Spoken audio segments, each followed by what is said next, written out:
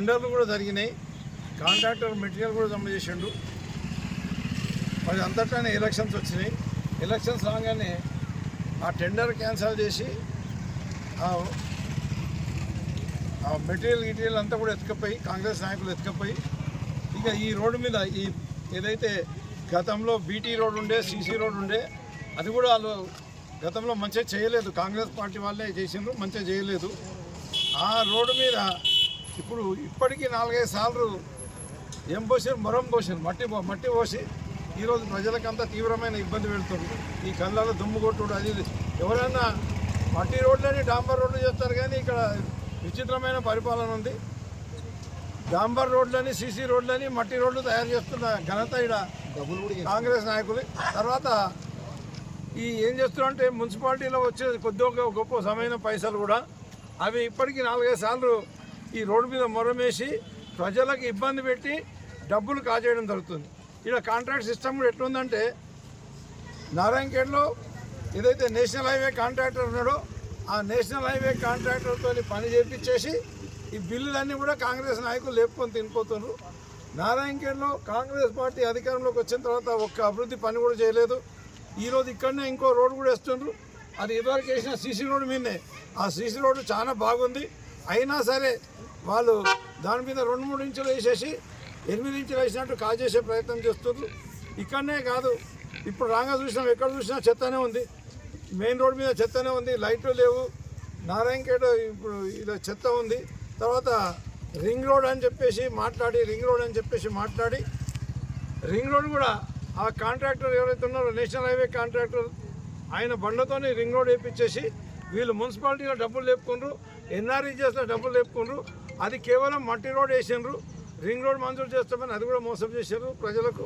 ఇక్కడ నారాయణఖేడ్లో ఎలాంటి అభివృద్ధి పనులు జరుగుతలేవు, సంక్షేమం జరుగుతలేదు. తాగడానికి ఏదైతే మా ప్రభుత్వం అధికారంలో ఉన్నప్పుడు, మా కమిటీ ఉన్నప్పుడు, మున్సిపల్ చైర్మన్ అండ్ కమిటీ ఉన్నప్పుడు మేము డైలీ ప్రతి ఇంటికి నీళ్ళు ఇచ్చినాం.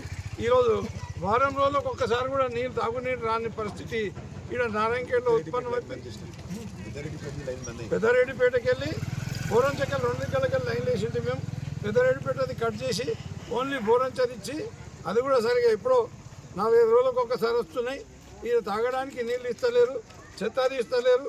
మేము సమకూర్చిన ఆటోలు, చెత్త కొరకని సమకూర్చిన ఆటోలు 4-5 రిపేర్కి వస్తే రిపేర్కి వచ్చిన ఆటోలు పక్క కొడేసి చెత్త తీయకుండా మోర్లలో చెత్త నిండిపోయింది. మోర్లు సాఫ్ చేసడం లేదు.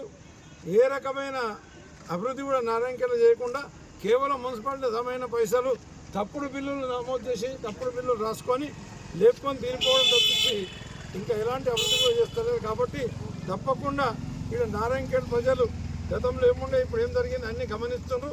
ఈరోజు మందిరాల భూములు కబ్జాలు చేస్తున్నారు, వక్ఫ్ బోర్డు భూములు కబ్జా చేస్తున్నారు, మందిరాల భూములకి వెళ్ళి రోడ్లు వేస్తున్నారు.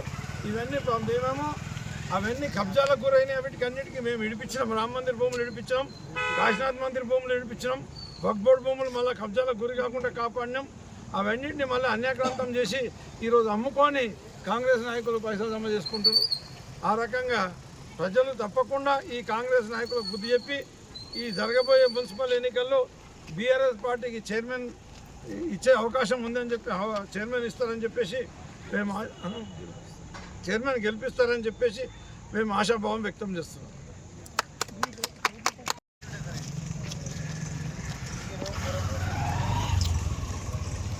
జరగాను దూరంకి వెళ్ళి కింద పడాలి, మనుషులు కాదు, రోడ్ ఇంపార్టెంట్.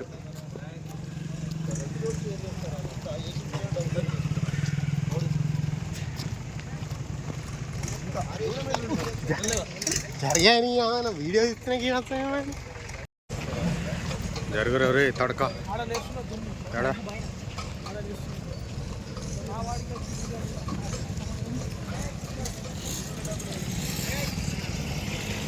అలా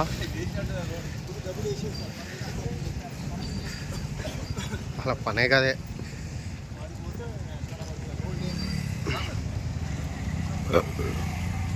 Hi, this is Swati Dikshit. Please subscribe to SKS Fly TV.